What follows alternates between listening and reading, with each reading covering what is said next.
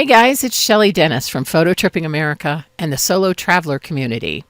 I thought you might like to see what it looks like to live inside of an RV full time.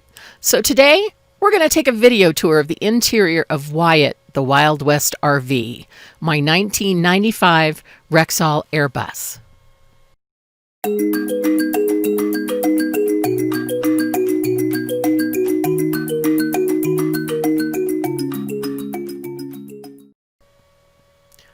Now, I know it's all the rage today to remodel your RV with stark white cabinetry, shiplap, barn doors, breezy curtains, and I can't say that I haven't been tempted to do some of that and may actually do it in the future.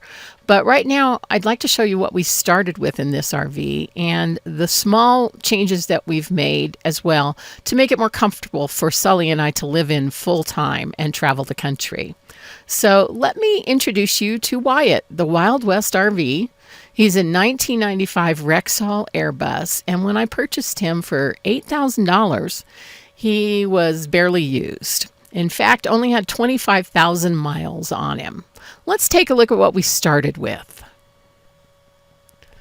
The living room consisted of these two large sofa sleepers, and if you'll note the lovely aqua carpet that was laid throughout the RV. Turns out that Wyatt was actually a 1990s RV living in the 1980s interior design world. So we took out the aqua carpet and laid a laminate wood floor, which turned out to be a great decision on my part. It makes it a lot easier to keep clean, especially when you have a furry shedding golden retriever in the house.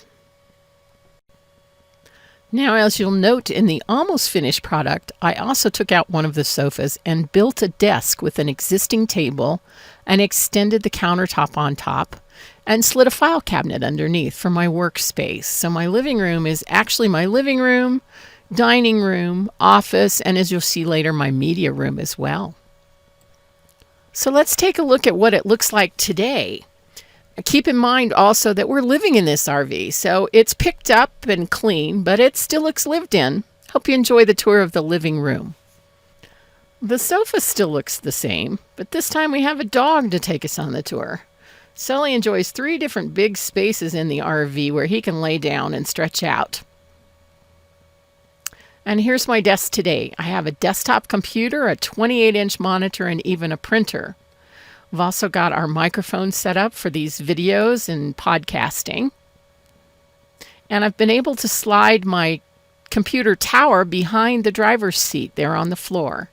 I also have 5 different external hard drives stored away in cabinetry in this RV. Where are we going next, Sully? Oh, we forgot to show them the media center. I took my 40-inch flat screen TV out of my home and hung it above the driver's seat and put my sound bar hanging from the ceiling as well. So we have our own little media room. The RV came with quite a bit of storage, including this wonderful china cabinet near the kitchen. We haven't changed it much, but I have added blue curtains throughout the coach, which I'm still finishing up in the bedroom. I also have quite a few friends that are wonderful artists, so you'll see throughout the RV that I've collected some of their personal artwork. And that's another thing about this RV is there's a lot more wall space to hang things like that.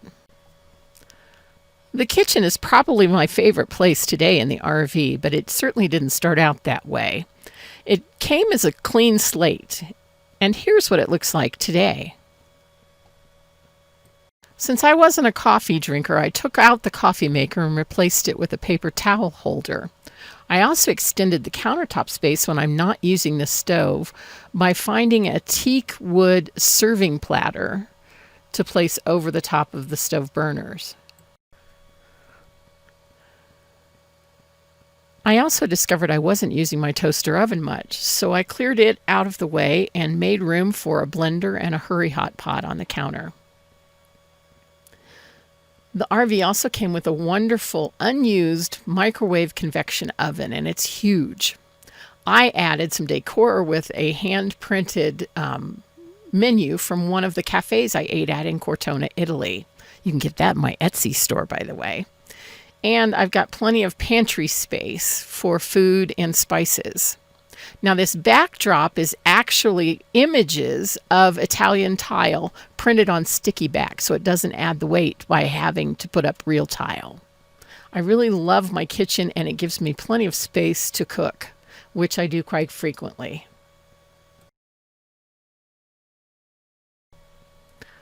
Sully's reminded me that I need to show you our big refrigerator as well. I think I have the largest refrigerator in the RV industry.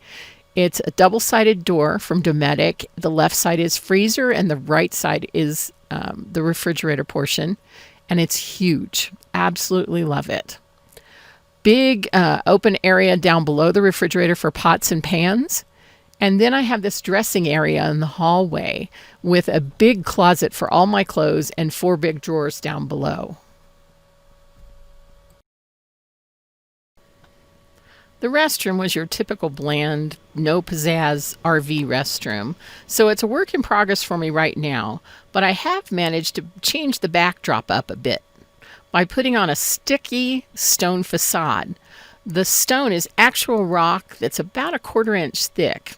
You can get it at any Home Depot, and I really like the way it looks, but I'd like to eventually take out this sink and put in a solid rock countertop with a bowl sink and new faucet fixture.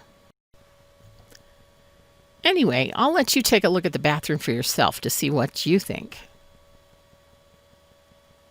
It's pretty large as far as RV restrooms go, with storage above and below the sink. You see my rock backsplash there with artwork on it. And I do keep all of my jewelry on an upside down mounted mesh letter holder. We keep makeup and toiletries and Sully's medicine in a clear plastic over the door shoe holder. And then I have a large corner shower with a glass door that looks like it needs to be cleaned. Sorry about that.